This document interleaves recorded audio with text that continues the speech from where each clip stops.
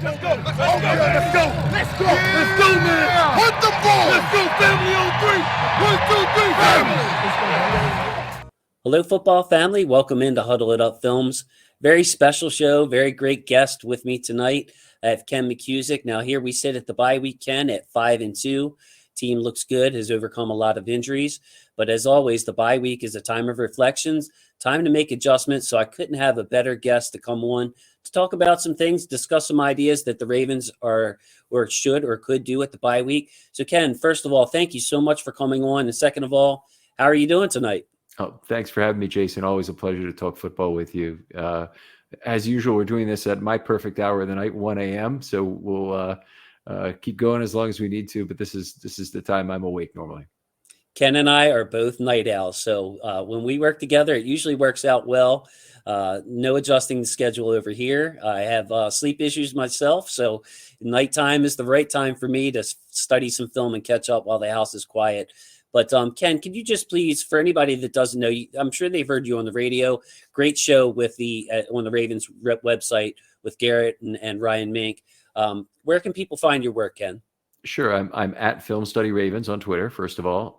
The website is filmstudybaltimore.com, and that has new content every day of the week, sometimes articles, in particular one on the defense, one on the offensive line. And not to go too much into this, we do 7 podcasts per week as well. Find them on all major platforms. But you can also just listen to them. If you go directly to the website, you're not a podcast person. You say, I'm not a podcast person. I don't want to download this. Just listen to one there. And you can do it straight from your computer. We get almost nobody who does that, by the way, but something podcast-averse people should try. Definitely. And, what I love about your work, Ken, is you can find something for anything on the Ravens. And that's something that I would tell people. The O-line grading, I find very helpful. I love to compare it against my own notes and agree or disagree and Ken gets really specific as far as how many blocks they're making, how many blocks they missed, where they made it, where they missed. So a lot of information. Please check out Film Study Baltimore and Ken's work if you're not familiar with it already. Guarantee it, just like on our channel here, Ken. There's something for everybody. So we're kinfolk in that aspect. So Ken, we're going to dive into a lot of X's and O's and take some deep dives here.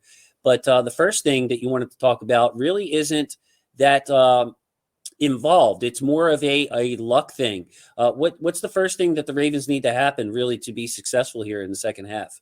I don't think the Ravens are going to be doing anything for the season if they can't get a little better injury luck in the second half. And in particular on the offensive line, just each time you think the next injury is going to be even more devastating than the last. You're losing players in theory who are closer to the replacement level, but then we probably had the best tackle play of the year from McKusick of any of the guys who've played left or right side so far. And now he's gone, and that's another hole to fill. So, the Ravens tried for a game with Phillips. They tried to get Brandon Knight. That didn't work out. Who knows if it will? They've tried to, they've brought in Obuehi now, and he may be the guy. We'll see. But anyway, it's going to be a continual struggle, I'm sure, the second half, trying to figure out that tackle position, try to make sure the rest of the offensive line stays healthy. But if the Ravens don't get a dose of luck in terms of injuries, I think their likelihood to win the division is not particularly high. I would agree with that. And, injuries hurt you everywhere, but the Ravens came into this year. I remember speaking with you early, Ken. We're talking about all the depth except for one position, and that was on the offensive line, specifically tackle. Mm-hmm. And, man, with Ronnie not coming back, the Ravens were very fortunate that Patrick McKusick stepped up his play the way that he did. But yeah, Cedric Obuehi, former first-round pick of the Bengals. I remember, Ken, I'm a message board lurker. I don't participate too much on, in enemy territory per se, but I know that Bengals fans had a lot higher hopes for him than the way he performed. Have you looked at Obuehi? I know he has the reputation of a better run blocker, which would certainly help than a pass protector. Do you know anything beside that, Ken? I mean, if you don't, it's fine. No, I really haven't looked at him since the Ravens acquired him, which is something that should have been on my radar. Very busy week. Just haven't got to it yet. The bye week coming next week will give me some opportunity to look at Obuehi and remind myself of who he was with the Bengals, but I guess more importantly now, who he was with Seattle more recently. Exactly. And I'm in the same boat, was just trying to catch up. So hopefully we'll have something for our viewers. Maybe I'll do a cut up or something, Ken, to really try to help with that. But it would be nice if a boy he could come back or come in here and at least provide some kind of run blocking there. With, of course, we have the veteran Kevin Zeitler, who it seems like he works well with whoever's next to him. So, we saw that even with Tristan Colon in there. We saw it with McCary. We saw it with Phillips, Zeitler making a lot of line calls. I'm sure something you've noted on your show. But yeah, offensive line health is going to be crucial. May I ask you about Tyree Phillips for a moment here, Ken? Sure. Because when I look at the Ravens depth chart, it's pretty much Tyree Phillips is the backup at right tackle, left tackle, and that's all they have. Has he scored better at guard than tackle in your system? And could you see a possible improvement from Tyree if the Ravens just decided to leave him at tackle and let him be? What are your thoughts on Tyree, the player? I could see an improvement in him if he just stays at tackle. And I think you could say that probably about anyone, honestly. I need to look back at last year's grading to see exactly how he scored at the two positions, but he did not score well at tackle. And my recollection is he didn't get a whole lot of time at guard. So I don't have that for you right in front of me right now, unfortunately. But it's no problem. I noticed in the Buffalo game and with Tyree, my own opinions on this or thoughts is that physically it's all there for him. And part of the reason I was frustrated, I believe I said this on your show, is just pick a spot. The coaches, I'll defer to them. If they think he's a better guard, go ahead and leave him there. If they think he's our best option at tackle, if somewhere more to go down, just leave him there. But you're talking about a guy that was drafted pretty high. I mean, look at the hopes we have for Ben Cleveland. Tyree was drafted in that same third round, comes in, COVID shortened off season, moved around. He was the right guard from game one. They put him in over Powers, which raised my eyebrows. Then he's moving back to right tackle, right guard. I believe I saw him at left tackle in the preseason. Could be wrong there, but I believe he played some left guard late in those games, or left tackle late in those games. Left guard, now back to right tackle. So it's kind of a pet peeve of mine, Ken, that they've been moving this man around. Right, he certainly has been bopped around a lot, and I would prefer that not happen. In this year, what I've been saying since the beginning of the year is, if Phillips is your next guy up at tackle, he really shouldn't be in there taking any snaps at guard for multiple reasons. Number one is you want the guy to learn one position, and that's what you've alluded to before. The other is it's too much risk. They have other interior guys where they have backups, and they certainly had backups, more of them before Cleveland went down. But it was just absurdly risky to put your third offensive tackle in there to play left guard against Oakland. Of course, he got hurt in the Las Vegas. I don't know. Every show I seem to make that mistake, but of course he got hurt in that very first game, and that's sad. Now he's back, but they still played him the last 9 snaps of this last game back at left guard. Why? Why would you do that? If you want to keep him at right tackle, let's see what he's got. Fine. If you want to sit him, that's fine too. But I just don't see playing him on the inside again during this during this time where you may well need him at tackle. That's kind of how I'm seeing it. I mean, we do have depth at left guard. Ben Powers has played admirably. I believe you said he's graded to C, around a C in each one of his games. Of course, Ben Cleveland is a guy the Ravens have high hopes for as well. So if there's a position there that there is depth on this team, it's at left guard. But personally, I understand that people say, well, Tyree is made for guard. He won the left guard job coming out of training camp. Maybe he is our best left guard, but boy, I'm with you, Ken. Like the tackle situation is just so tenuous right now that I would like to see him get as many reps out there as possible. And yes, moving him back to left guard at the end of that game against Cincinnati was definitely a head scratcher. If you wanted to bring the other young man, I'm forgetting his name, the right tackle. Not Away. No, the right Sharp. tackle. Yes, if you want to get Sharp some snaps, then how about take out AV Villanueva, who's been banged up, and move Tyree to left tackle, or just anything, you know what I mean? Or move Sharp to left tackle and leave Tyree, get some reps at right tackle. But yes, the management of that, I mean, it was only not very many steps, but definitely raised my eyebrow too. So yes, offensive line help as far as health is extremely important, especially at those tackle spots. So Ken, let's get into some more detailed things. Let's talk some Greg Roman and how he should deploy these weapons that are coming back. We have Nick Boyle coming back. Hopefully we'll have Sammy Watkins coming back. So a lot of options as far as personnel, heavy personnel. Maybe we could run more 11. What do you see as far as what the Ravens can do coming up after the bye week to help this offense? By the way, Ken, 9th in points scored, average per game 26.7. So it's not a bad offense, top 10. But what can we do to steady the ship and score as many as we can to outscore the other team? Right. I mean, I think you got to look at the declining offensive line play and all the injuries that have occurred and say it's kind of a long shot that number 9 ranking will hold up, in terms of points scored. And there are other factors too. I mean, the Ravens haven't been good on third down. That's an area for improvement. But package wise, I think is where the question really is. With Boyle coming back, there will be a decision to be made pretty quickly about whether they want to stay a pass-centric tight end team or become an even more blocking-centric tight end team. And that decision will probably be made in terms of whether Oliver or Tomlinson is either a cut or a game day inactivation. So if they decide that Tomlinson, they can carry 4 tight ends and deactivate Tomlinson, probably because they have a number of injuries right now still, then maybe they can still build a 53 where they keep Oliver and have 2 additional blockers. Right now, they're using a ton of inline blockers per play. So I have an index that I calculate every week. It's out there in the offensive line articles. Sum up the fullback, the tight end, and the OL6 snaps. And you're getting to now up in the high 1.9s per play. And that means that the Ravens are really only in a position, because you use 1 running back almost every single play, the Ravens are really only in a position to have 2 wide receivers on the field. Well, almost every other team plays the bulk of their snaps in 11 personnel. So the Ravens really aren't doing that. They're having to protect their tackles to get that done. And we'll see how the Ravens really play it. And they don't have to play it the same way every time, but they can go extreme. They can go some 13.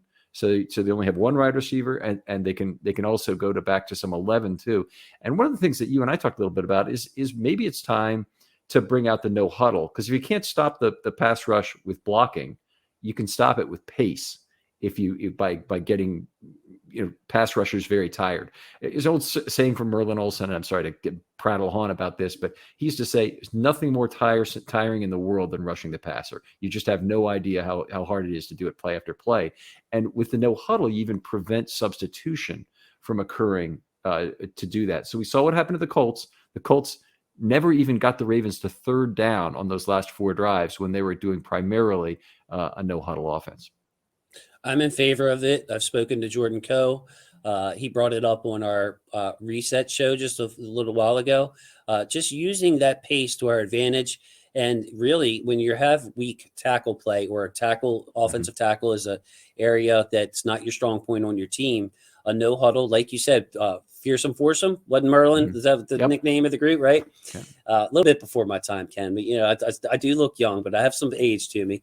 But yes, slowing down that pass rush through tempo. And the Ravens, it's not like a pure no huddle; it's more of a up tempo that they used. And I think that this could be really effective, Ken, because of the deep shells that the Ravens are facing. I mentioned, we were getting into the Lamar narrative, how he can't throw deep and all that.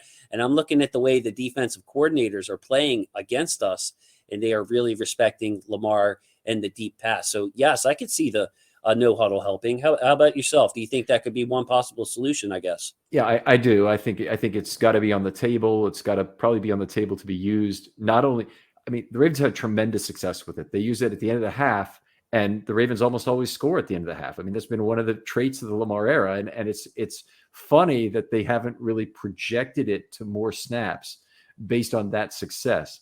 Now, if I go back in Ravens history, the 1996 Ravens were an outstanding no-huddle offense with Vinny Testaverde. And they had multiple wide receivers they could go to, which is one of the few strengths on the team. They actually did have a pretty big offensive line. They didn't yet have Ogden at left tackle. He was playing left guard that year. So they were in a position where they weren't quite a great pass-blocking line by any stretch. But when they were in the no-huddle, that offense was virtually unstoppable. But Marchibroda really didn't think he could use the no-huddle because the 1996 Ravens defense had to be rebuilt. And I don't know what you remember about that year, but they actually went from a 4-3 defense to start the year to a 3-4 in season because they lost so many linemen that year. So he didn't think that the defense could stand up to it if Testaverde were to manufacture some 3-and-outs and no huddle. And then that would make it very difficult for the defense to keep up. This defense, I'm really not concerned about that the same way. It's a deep defense, Ken, like with our rotations and everything. I don't see us, we tended to wear out at the end of the Cincinnati game. I noticed some effort issues. Did an Anthony Averett cut up and looked at some of those big plays and touchdowns. The weak side, away from the runs, the effort, I'm looking for why the tackling wasn't there, and it wasn't there. But with this defense, we do have depth with your Brandon Stevens and the way we rotate our edge rushers. We have plenty. We're going to deactivate them. We have plenty of inside linebackers. We have Derek Wolfe coming back. So why not? I mean, the identity of this team. And then the other thing, Ken, just a personal opinion here, is that 3 of our best players are all wide receivers, if they're healthy. And that's Sammy Watkins, Bateman, and Hollywood Brown. And of course, you add Mark Andrews into that mix. That's an 11 personnel that we could use to our favor. We've seen we've seen Sammy Watkins and Bateman be able to win quickly underneath. So if our running game isn't getting going and we need to protect our tackles in some other way, maybe a hurry up out of 11 could really stress some teams in their personnel. Yeah, I mean, I think it certainly could, and depending on how you set up that 11, you might even get some better advantages out of it. The Ravens were very good at disguising what they were doing with 13 in 2019. They had a lot of different ways they could run out of it or play out of it. The Ravens still do run action, a whole lot of downs that confuses other teams. But I think if you just run no huddle and it's just a pass every down, play, you're even telling them you're doing that. If you can get the right personnel on the field and that matches up well against the opponent, meaning maybe you can get an empty set and sneak one on where they have the wrong personnel on the field. Well, they can't really rotate out of that until you give them a stoppage of play or a change in your own personnel. So you really don't allow them to change if you don't want them to change, and only like a long incomplete pass, which takes a long time to get back to line of scrimmage. That's the kind of play they could change after. But a lot of passing plays, there's just not a reasonable opportunity to change. And I could see that working out of those heavy formations that you were talking about too, Ken. If you get the right personnel on defense to attack with a Nick Boyle and a Pat Ricard out there to be able to pound teams into submission and just keep, you see some of these big guys get tired on the opposing defense, or maybe in that situation, maybe you have 12 personnel or 22 personnel, where you have a running back and Ricard as your 2 backs, and you have Boyle and Andrews as your tight ends. And Andrews all of a sudden becomes a mismatch for whoever's covering them. Yeah. They don't have the guy to cover Andrews in that situation. So a lot of different ways to slice it. But I think both of us agree, and a lot of other people I've talked to has talked about that no huddle, because like you said, look at Lamar in the 2-minute offense, 4-minute offense over the last, especially, since 2019. Seems like we score a lot, and we're going to get a field goal out of those situations. Even, look at the Detroit game in impossible situations. Yeah, I agree. I think I really like it more out of 11 than out of a heavy formation. And the reason is you really uncork Lamar for runs if you put 11 on the field. And you basically can run 4 verticals if you're including Andrews, or at least, Andrews can be running a fairly deep pattern. You can even run a deep pattern with your running back if you want to, because you can go empty with Lamar back there. And if you've got the opposing pass rush huffing and puffing, it's a very lopsided situation with having Lamar there. They have to assign an asset essentially to spy him. You would think typically if it's a 4-man pass rush and they can't even draw a breath, you have big advantages. But I really like forcing the defense to defend every blade of grass as often as possible. And I think that when you do it with 11 personnel, you really uncork Lamar. Great point. So let's talk about Lamar for a moment here. What do you think about, he is his own outlet, by the way. That's a great point. If you're stretching the field, you're just leaving a lot of open grass for Lamar. And even if they have a spy on him, I mean, good luck trying to corral Lamar or slow him down. He's still going to get his yards, even if the defender does a great job. But what do you think about how the Ravens have used Lamar himself, and how should they plan for using Lamar after this bye week? I think if for folks who've watched the Ravens this year, I think you'd say if they don't leverage Lamar Jackson for everything he is, they probably are not going anywhere this year. It's a very modest offensive line. They've had some success.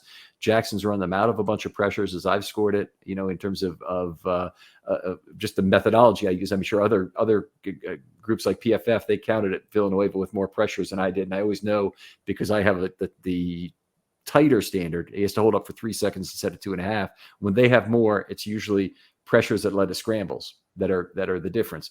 So there have been a fair amount of those, but I think that Lamar Jackson, what he does for all the other 10 players on offense has to be the central focal point of the Ravens offense going forward, whether that's running the ball and how they can do that differently and deceptively to do a little bit on the ground. That's one thing, or whether it's passing the ball and how his scrambling is going to help them, and how he can penalize teams when they don't cover well with the deep ball. And certainly that's been the way the Ravens have done very well this year when they've won. So I noticed something, Ken, in this Cincinnati game, it looked like they just I believe we talked about this on your show. They let Trey Hendrickson burn the left tackle edge, come off that edge, and basically force Lamar to roll right into a very disciplined Sam Hubbard, just kind of waiting for him. And there's really nothing the right tackle can do in that situation. He doesn't have eyes in the back of his head. It's a really tough point. So would you say that it's something that Lamar can look for as far as maybe being able to roll left, what no quarterback loves to do, but just using that as an outlet for his legs? I mean, if you're talking about over pursuit from that side, yes, there's always the possibility. We saw this. Game was Arizona in 2019. If you go back to that game, look at the film, and maybe we'll even have it for some clips here. He escaped left for runs several times in that game, and it was very unusual. It's like they knew it was coming. They knew it was an undisciplined rush was coming, and he was able to quickly loop around. Chandler Jones probably was the guy at that point who would have been rushing off that side, but it's very effective doing it. So it's really worth kind of looking back at that game for it. But yeah, I think if anytime you get over pursuit from that side, Lamar's speed is an asset that you can make that guy make a pass rush mistake. Typically, I think the Ravens look to use those inside lanes to get Lamar free, particularly with an extended pocket. Very hard for people to stay disciplined, and I mean they're almost two gapping their way back to the quarterback. It's a hard thing to do. So I think that Lamar's legs should play a big part, and I think if you're making the point that you can escape left for an over pursuing pass rusher off that right edge defensively, then I agree. Yes, it's just something that struck me as far as, of course, it's natural to roll right. Now, what about moving the pocket for Lamar? That's something that I hear a lot from fans that they want to see. Can we roll Lamar out? How would we approach that with the left ends on opposing teams just staying so disciplined and basically being hell-bent on not letting Lamar get outside of them? Is there anything from a schematic standpoint that we could do to maybe move that pocket and have Lamar roll out right where he's just so effective? Yeah, it becomes very difficult. And we've made the point before, and I think we've even talked about this before, that Joe Flacco, being an immobile quarterback, had a much better chance to create time and space with a zone block left play and a naked boot to the right. And that was, classic Ravens play, twice a game forever. Basically, they run that and have a third level, second level, and first level receiver you have options on. And a lot of Torrey Smith's DPIs were generated that way. Lots of good opportunities long to Clayton, to Mason, even at times. They generated a lot of yards using exactly that formula. But Joe Flacco, being an immobile quarterback, was able to fool that edge defender, or the edge defender was less concerned. And he's the guy who has to immediately rush after the quarterback to force him make that decision, which is usually a throw basically right to the line of scrimmage that ends up being 2 to 4 yards usually in terms of the gain. With Lamar Jackson, he's the focal point of all attention on the defense. The edge defender is never fooled, and he's in Jackson's face instantaneously. Now Jackson can avoid him, and he can still, dance by him and maybe get a throw. But then you're really making Jackson work for his passes that way. And I think Jackson's actually probably less effective on those naked boots. I think it's better when he leaves the pocket naturally as a result of pressure from the left side. Okay, because yes, those naked boots. I last year we saw them, and the left defensive end of the other team isn't going anywhere. They're not biting on the backside running back. They just don't care. I mean, it's in hats off to him. Like that, that's the way I would want my team defensively to play Lamar Jackson too. But it seemed like every time we fake handed off left in the zone, Lamar turned around, there was a guy right in his face. Like, yeah, right, Lamar. We don't care about that running game over there. We are not letting you get in open space. So, I was thinking maybe Nick Boyle could help if you line him up next to the right tackle to try to pinch down on these left defensive ends or leverage that way, just to try to get Lamar out in space and not be consumed in the pocket. But Ken, one of the things I think people don't recognize about Lamar, especially people who don't study him like we do, is just how good he is at manipulating the pocket itself when he's stuck in the pocket.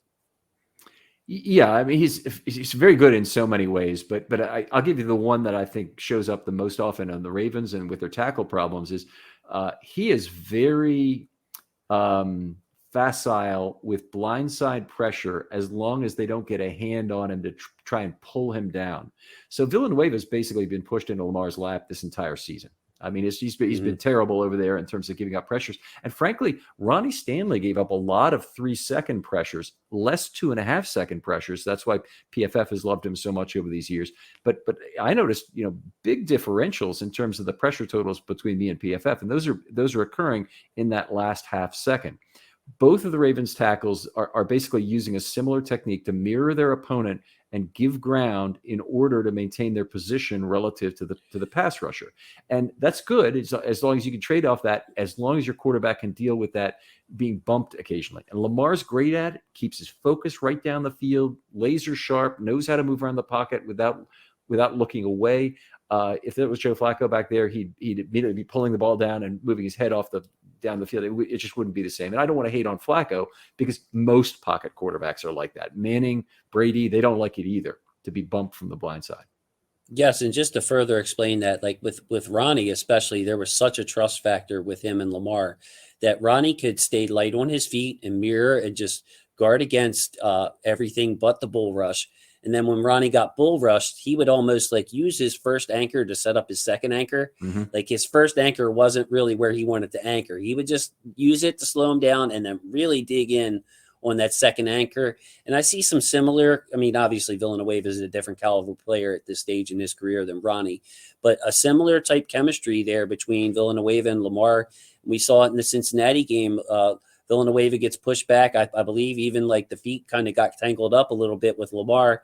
Lamar felt it, like you said, his eyes were downfield. Next thing you know, there goes Lamar. I believe it was a big first down run for the Ravens. Could be wrong on that. Maybe we'll show the video. But the trust that Lamar shows in his backside, on his blindside blockers is amazing. And do you feel that Lamar should look to scramble more in this offense considering the way things have been going? Or do you think that, maybe he should just take what's given him, look for more checkdowns? How would you, Lamar under pressure, what are your opinion on that? I mean, it's really hard to do this. And I'll tell you kind of the game that's being played here. First of all, Lamar leads all quarterbacks in the NFL with 3.1 seconds time to throw. Now, time to throw is a not understood statistic that is highly layered. Some people look at it as that's the amount of time your offensive line is giving you, or that's the amount of time that you get rid of the ball because you're so decisive. In Jackson's case, it's really a case of he's always looking to extend a play, and there's lots of 4s and 5s mixed in there that bring his average up to 3.1 because he really is looking on all plays to turn, not to turn to an incomplete as an option, but to instead take off with his feet and take a sack sometimes. So I think it'll always be part of the Ravens offense that he'll accept a few short sacks, and that's basically what he's been getting still this year. And along with those come a number of scrambles that offset those that are very valuable. During 2019, he had 5.2 yards on average between his scrambles and his sacks. So if you take sacks and scrambles, he had like 39 for 430 or something as his scrambles. And then he had, I forget what it was exactly, like 23 for 106, 23 for 105, something like that. You add those together, you get 5 yards per run the time that he was forced not to throw. So he was either forced to scramble or take a sack. So I think the gamble is worth it. Jackson has generally proved that over the years, and so he looks to extend, and that's also where a lot of the big plays come up is between 3 and 4.5 seconds. He's getting some real good opportunities to find that receiver who just can't maintain coverage that long.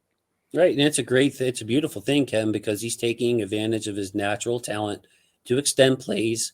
And even when it looks like someone has him dead to rights, he'll just take a step back, extend the play, step back up, eyes downfield. So it really is a not so hidden strength of Lamar's, something that he can use, just the trust that he has that, look, even if I can't totally escape this situation, it's only going to be a yard loss or a yard gain. Or 20 gain.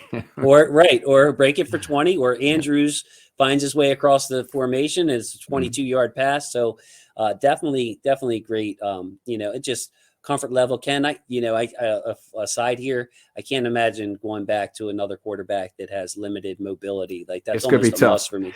It's going to be tough. An adjustment. Even if they draft number 1 overall at some point and they get the next Joe Burrow or the next, Baker Mayfield or whoever that might be. And first of all, if it's Baker Mayfield, we're probably going to be upset about the level of quarterback, relatively speaking. But if it's Joe Burrow, I mean, a guy who's pretty good under pressure, it's still going to be an adjustment for us to say, why doesn't he try and do something with that? Right. Yeah. I mean, it's amazing. And his pocket presence alone, I noticed this very early in his career compared to like Joe, what we saw with Joe, where he would, just not feel things coming. Lamar's pocket presence is excellent. And we're going to need him, Ken, to make others better, as you say, to really carry this team, especially the way the running game has been going. Any thoughts on the running game before we move over to defense, as far as maybe how Lamar can make those guys better, or what you'd like to see from the running game? Just a general thought. I know it's off script, but. Yeah, I've got only one thing in terms of the running game that I really want to see. I'd like to see them aggressively try and use a fast back in the backfield. And if that means Tyson Williams, that's fine. If that means Nate McCrary, that's fine. And, the dark horse would be Devin Duvernay. If you put him on the field and you come out with, a 11 personnel look, but, Duvernay actually lines up in the backfield and threatens the edge out of sidecar the way that other, Dobbins might have last year. Dobbins, right? Yeah. Then Lamar can still be your up the middle asset, and you still can jet motion, you can counter, you can do all the other things to put multiple stresses on that defense at the same time. So I think like having a speed guy out of the backfield is an absolute must for the second half of the season. Ken, it's music to my ears. My viewers and followers on Twitter will know this. This is what I've been calling for, just that extra element for opposing teams to have to respect. We saw it with JK. I mean, you could not let him get loose. And we see how effective Ken Duvernay's been on these jet sweeps. Mm-hmm. So what's the difference? Of course, with the jet sweep, you get a little bit of more of a head start and momentum going.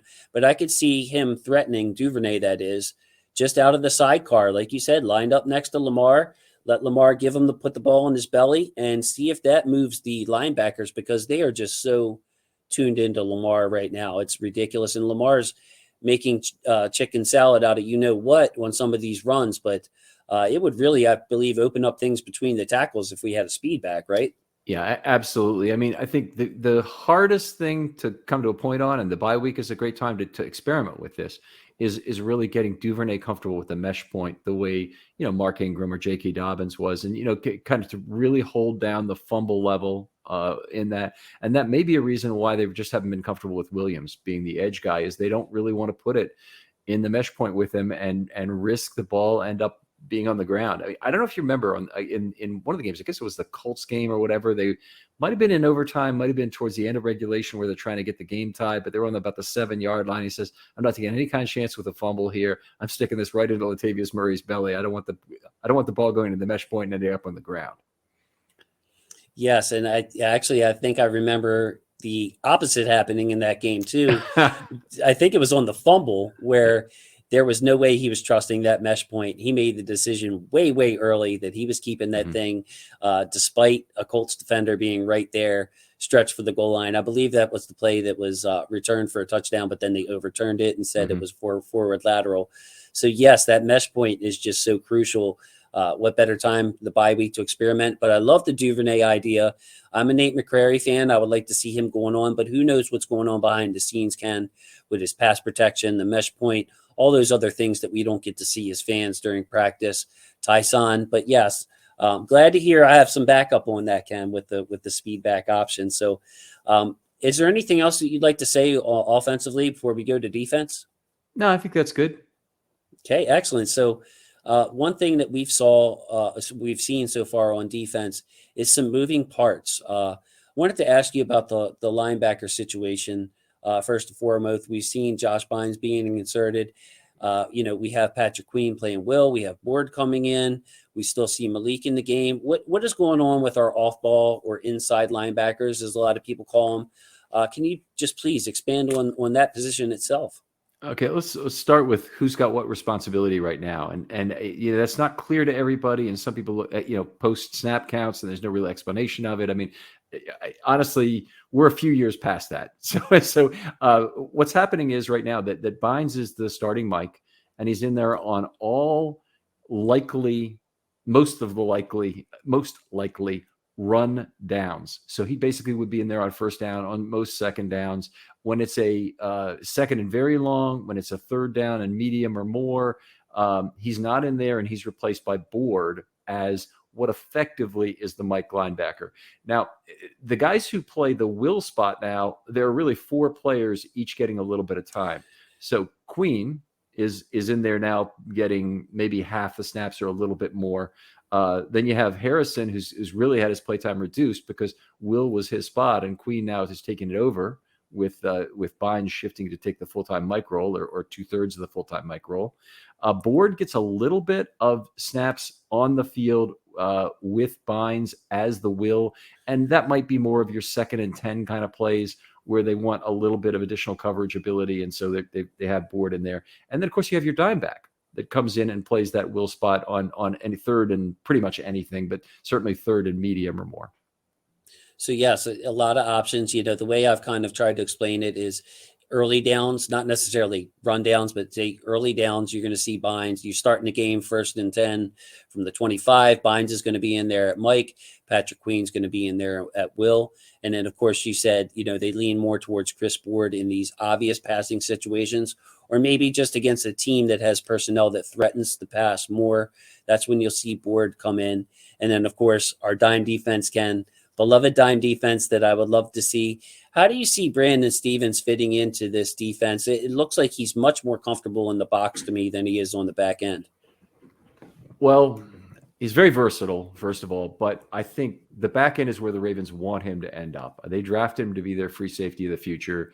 Elliott's moving on after this year, more than likely, which means that the Ravens are going to have to figure out how to get Stephens the time he needs at free safety. Now, off-season positional coaching, next preseason, really want him to spend time there. Now, the natural fit is for Clark to come up and be the dime back because he's got the most experience there, is the most natural dime back on the team.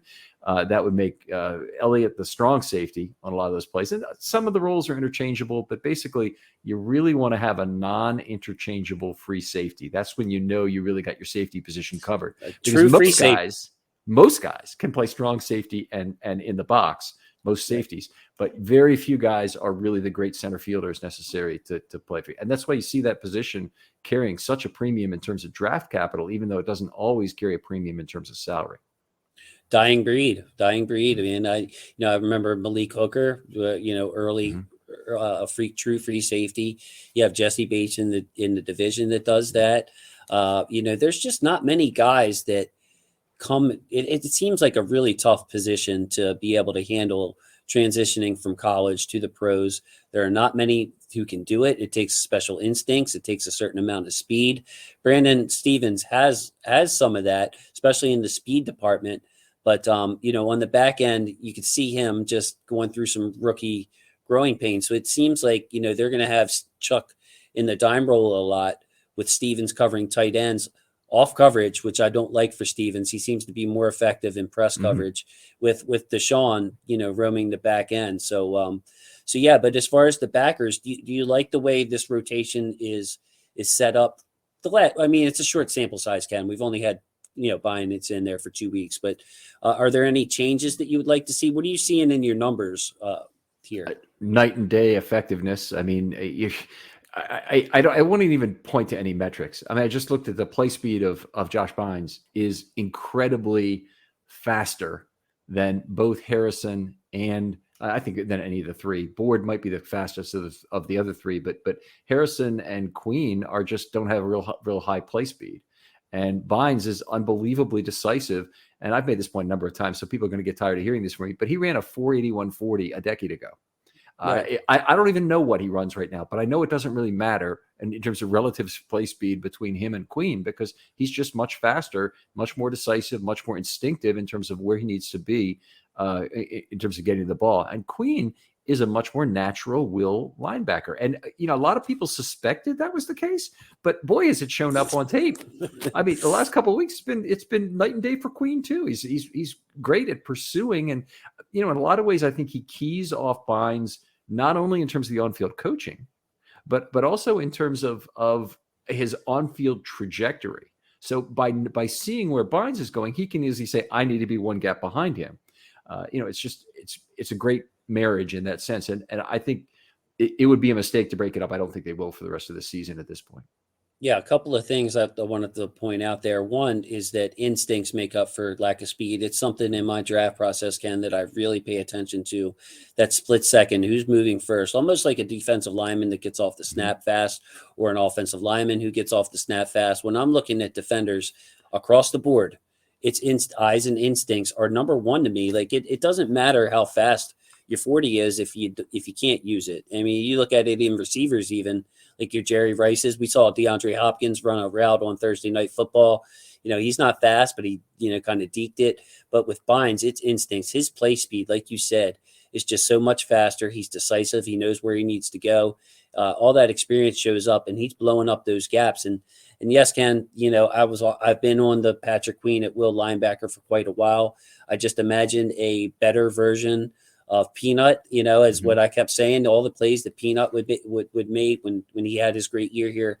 I could see Patrick Queen doing the same thing with a little bit less on his plate. A young football player, he was 20 years old, I believe, when he was drafted, but inexperienced at LSU, sat behind Devin White, didn't play until the last, 6-8 games or whatever. So I think that, it's good for me. It's a good sign that they moved him to will, because it's really almost, they didn't let their ego get in the way as far as, hey, we drafted Patrick Queen in the first round to be the next, great Ravens linebacker. He's going to be our Mike linebacker. I would have liked to have seen it last year a little bit, quite frankly, Ken, with LJ Ford on the team. Could have held down that Mike linebacker and let Queen do his thing. But finally here at the bye week, or before the bye week, they've moved Queen to will. Yeah, I think you got to really credit Harbaugh as being willing to pull the trigger on that. And I guess it's really Martindale, probably as much as anybody deserves it. But in 2019, they flushed the toilet on the, and I use that term. It's not nice, but it's basically what happened. They're getting garbage for inside linebacker play after 4 weeks, and they knew it. And they couldn't stay with Peanut, and they knew it. And they went out and they got 2 new inside linebackers, Bynes and Ford, and they came in and immediately, night and day difference. You move Peanut back. He still did some things positively for the team down the stretch at the will spot. You still had a great dime year out of Chuck Clark. In fact, the best in Ravens history in 2019. So you got exactly what you needed out of that position, but you just have to be willing to take some chances on making it work with veterans when it doesn't work with these young guys you try out. Owasso, I love that will linebacker platoon before they broke it up, but then I've seen the Orioles, for example, bust up their platoons and try and make guys regular players like Lowenstein and Renicky, for example, and it just doesn't work. I mean, it doesn't work the same as having great platooning players that each have a sub responsibility instead of larger 3-down responsibilities. Yes, playing players to their strengths, using players to do what they do best. And that transitions us, into the next point here. I wanted you to jump inside Wink Martindale's play Wink Martindale here. How should we adjust our defensive personnel? We talked about the offensive side with maybe some hurry up, some more 11, some heavy protection. We explored all that. What about on the defensive side, Ken? I think the thing I completely trust about the Ravens defense is that Martindale is very good at creating a game plan specific to the quarterback and the opposing offense. And he will look at the film and he'll see what he thinks he can exploit any given week and change it. And that's why we've seen radical jumps in the amount of deception they've used by quarterback, in the amount of blitzing they've done by quarterback. And it doesn't always follow exactly what they've been good at. For instance, Burrow had been real good under pressure, and the Ravens still went ahead and pressured him a lot. But they don't do that all the time because the week before they had a quarterback, Herbert, who had a lot of trouble with blitzing, and yet they didn't blitz him.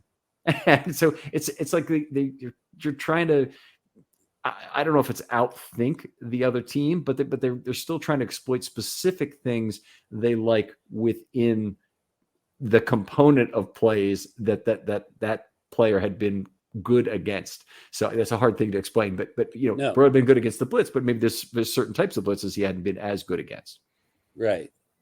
Yes, no, I agree. And we rattled Joe Burrow early in that game and hit him, found it looked like he was on the ground a lot. And then it seemed like we kind of overplayed our hand. So would you like to see Winks stick to more traditional, like, hey, Burrow's good against the blitz, let's blitz him less. I mean, we saw in the Kansas City game, the most stark example early in the season of Wink just taking his foot off the pedal, not blitzing anywhere nearly as aggressively as he normally does. And it paid off for stretches in that game. So do you think Wink needs to go back to a more traditional approach and just stick with what the stats are showing you against opposing quarterbacks? No, I 100% trust him to pick the strategy and mold it to the opposing quarterback. I think anybody who says you do all this or you do all that, you always run the ball, you always pass the ball, anything like that, those things just don't follow. I mean, they need to do whatever they think they need to do. And I think that Wink has been an excellent judge, and we've now seen it, for 4 seasons almost, and let him do his thing in terms of figuring out the opposing quarterback and making it work. I agree. I think that, whenever things go wrong, you hear criticism. It feels like the coordinators on both sides, along with the quarterback, it's just the most thankless job because you're damned if you do, damned if you don't. Other teams get paid too. They make their adjustments. But I have total faith in Wink. And, he showed me a lot, Ken. We have our preview show with 2 people that well, Jake Vogel and Garnett West. And we've actually changed our definition. We would go into the week saying, is this a full wink, a half wink, or a no wink? Basically talking about his aggressiveness and trying to, give our ideas for how the Ravens should attack their opponents. And that's really kind of changed without Marcus Peters, Ken. Yeah. I mean, Marcus Peters is a huge asset. He's integrated very much with Wink's complex blitz schemes. He knows when he can gamble with that blitz. And the others, they're not integrated that way. So Averett and Humphrey are both capable of making a play on the ball, but neither of them is lined up to really say, this is the time I need to gamble. This is the time I need to bait the quarterback into throwing to my guy because I know I'm only on the hook for 2.7 seconds this throw or whatever. He's much more plugged into that. We obviously don't really have a safety, although Chuck Clark's pretty good. We don't have a safety on the back end who's thinking the same way either in terms of really playing for the interception. So Elliott is a guy who plays to hit the guy in front of him. Yeah, he goes directly to the football. He doesn't try and set himself up, 10 yards behind the ball to look for the overthrow or the tip ball. And that was what Ed Reed did and what made him so special. And it's very hard to find in center fielders out there. You're going to end up giving up some plays when you do that, but those turnovers are awfully valuable when you get them. Sure are. That goes back. They were teaching that to me in high school in the 90s, Ken, those banana angles. Elliott doesn't have banana angles in his game, man. It is full throttle all the time. It's part of what improves our run defense so much when Chuck Clark and Elliott are on their game, where it's just, smash mouth type approach to the game. Elliott's just a super aggressive player, but it would help to have a more versatile piece to allow Elliott to play freer in the box. We have pretty much 2 strong safeties that masquerade as free safeties. Like you said, those true safeties are so hard to find. The guy that they could do it with on the team, and we saw it in the preseason, is Geno Stone. So if they wanted to put him on in the dime, They could either have him covering half the field or it'd be the single guy on the back end, and he would produce you some turnovers because he is an off receiver bracketer of the Reed mold, and he would be more likely to give him that. But I think they're really committed to Stevens. I think they want to figure out who he is as a player this year so they can make decisions about Elliott for 2022 and beyond. So I think it may be that Stone is going to have trouble getting his opportunity in Baltimore. It could also be that if Stevens is the free safety next year, Stone in his third year will get more opportunities in the dime defense on the back end. So, I think it could work out a couple of different ways. Obviously, there's potential the Ravens would draft someone as well at the position. Me too. And, with Geno Stone, I look at his effort on special teams, and quite frankly, Ken, I'm not very impressed with it. I feel like that they're keeping him on this team possibly for what you're talking about, to have that playmaking safety on the back end, because Geno Stone, I mean, the only knock that I had on him was that he plays it too safe, but he does exactly what you're talking about. Those angles are playmaker angles. He's looking for that overthrow. He's looking for the receiver and the DB to hand fight and tip the ball up in the air. Mm-hmm. He's sitting behind the play, getting ready to pounce on it, whereas Elliott is one of the guys who is trying to get his handle on the ball. So different play style from Geno Stone. That's a great point than anybody else we have there. I still have very high hopes for Brandon Stevens, though, Ken. Coming from SMU and being moved around as much as we've talked about, from one series to another, one play to another, rotating from corner to free safety. I think he's done a really good job. Of learning on the job. And I'm hoping, Ken, that we see like we saw with Madubuike last year, where something clicks towards the end of the season and we can expand Stevens' role even more and have that Chuck and that dime back and Deshaun covering some tight ends and causing some havoc in that box. It would be a huge boost, wouldn't it? Yeah, it would be. It could happen for multiple reasons, and there might not be good ones. So if Tavon Young got hurt at this point, I'd say Stevens is the guy who probably replaces him at slot corner. It's not a sure thing because they could go back to Humphrey on the inside, but I think the Humphrey and Averett on the outside has been one of the things that's kind of been working. I wouldn't want to move Humphrey back inside and take a risk on that. And Tavon's been good this year too, by the way. He's a hidden good player for the Ravens who's really been around the football a lot. He's made plays, been a good pass rusher, done some things in run defense. Obviously, he's missed some tackles, like everybody pretty much in the secondary. But I think he's had a great comeback year that's going to make them think about how do they try and get him back next year, as opposed to we're definitely out of this contract and he's a cut. Maybe they can reduce his salary or come to an agreement that would be reasonable for him to stick around. I'm feeling like they would. And we've seen it with guys like Jimmy Smith and Ladarius Webb, who there is some sense of loyalty for some players. It's not everybody. It's not their right, or obligation to work with the team. But Tavon is a guy that we've paid big money for to not play, to rehab. So maybe Tavon says, look, I'm in a first-class organization that's up front with their players, instead of me being a potential salary cut, because like you said, Ken, he's one of those. Him and Marcus Peters really stick out like a sore thumb. Villanueva being another one, as where the Ravens can save some cap space. So, yes, with the way Tavon has rebounded this year, really impressed. I hope that there's a way that we can maybe lower his salary, extend it, restructure, whatever you want to say it, to keep him. And then the other thing I want to throw in there, Ken, is that Ardarius Washington, I believe, is a guy that's being groomed for that smaller slot role. Like Stevens is the big guy that can check in the slot, but if I agree with you, let Marlon do what he's doing. In fact, I'd like to see Marlon not moved around even as much as he has. If he's struggling with his technique, leave him out there on the X where he was while we have Marcus Peters, and not have him just. Looks like we're wearing Marlon out, man. It really does. Yeah, I mean, they are moving him around a lot even this year, and I thought they'd get by that, but they, Maureen and I, of course, are scoring the games scoring the secondary at the game, because it's hard to get off the broadcast video, and I can't afford to wait to the All-22 to do my article. So we're at the thing, and it's very loud is the first thing. So we have to kind of code it to each other. So we're signing with fingers how many total defensive backs are on the field. But we have two. We say five, and usually that's with Tavon or Jimmy. It's the Jimmy 5 or the Tavon 5, and so they've had a lot of Tavon 5 this year, where he's been a straight nickel back between Averett and Humphrey. But they've had a lot of Jimmy Smith 5 also, where Jimmy's on the outside and then Humphrey's back in the slot again. And I agree with you. I think they're doing him a little bit of a disservice to keep moving him around like that. He's not as good in the slot as he is on the outside, I don't believe. I think he's better using the boundary. I think it gives him a better chance to use his physicality than against a slot receiver. You could push somebody off the line of scrimmage a little bit better, maybe. But in terms of actually baseball batting the arms and denying the catch that way, I think you get a better chance when you have the boundary as the extra defender. Me too. And it just plays to Marlon's style, and I think we're putting just a lot of pressure on him to move him around.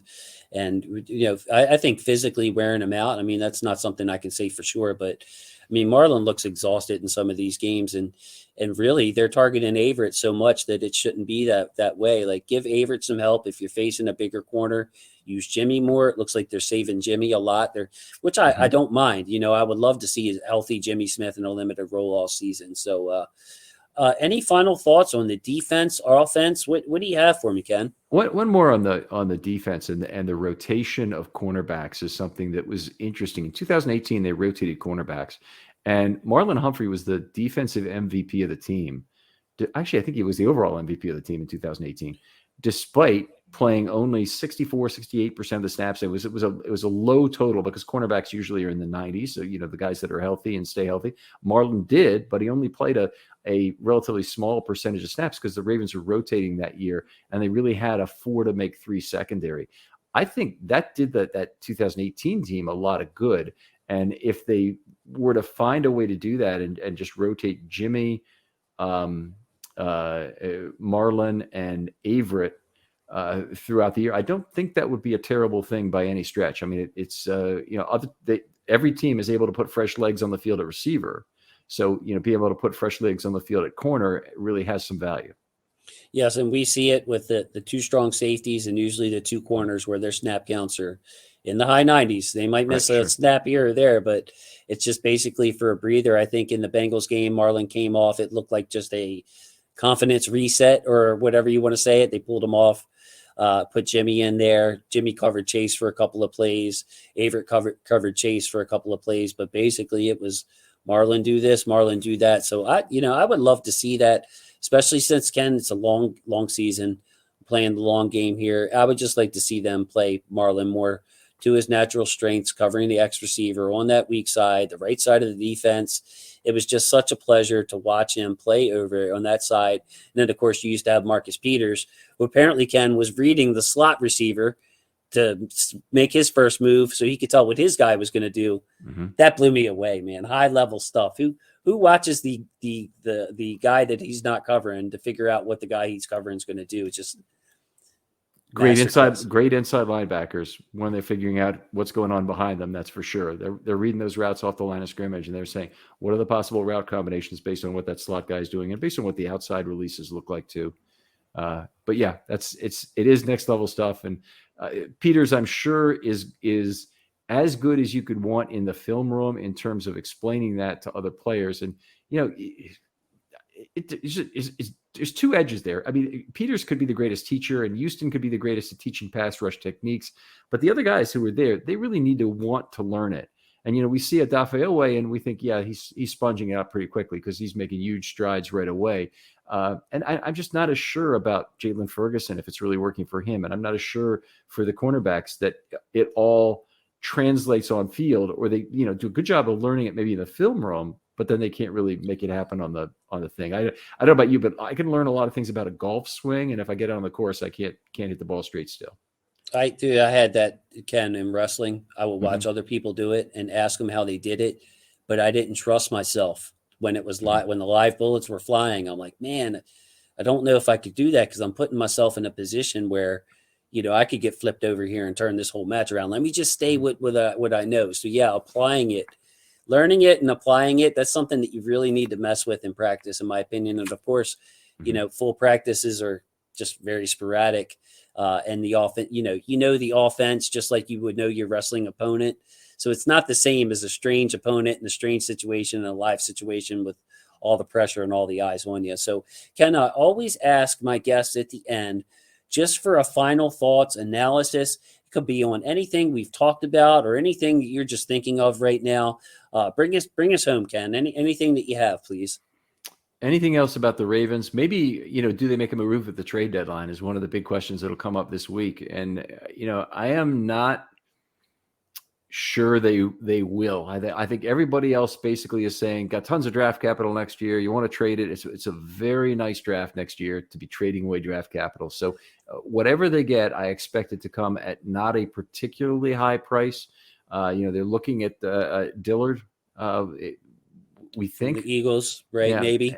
And my co-host Dan Reese on By the Numbers thinks that Miles Sanders would have been a good pairing with him. Now he's injured now, so he just went on injured reserve today, so that's not as good a looking an option as it was. But he would have been a pretty good guy for solving some of the Ravens' speed problems, and it would have made a lot of sense to try and get both of those guys in one trade.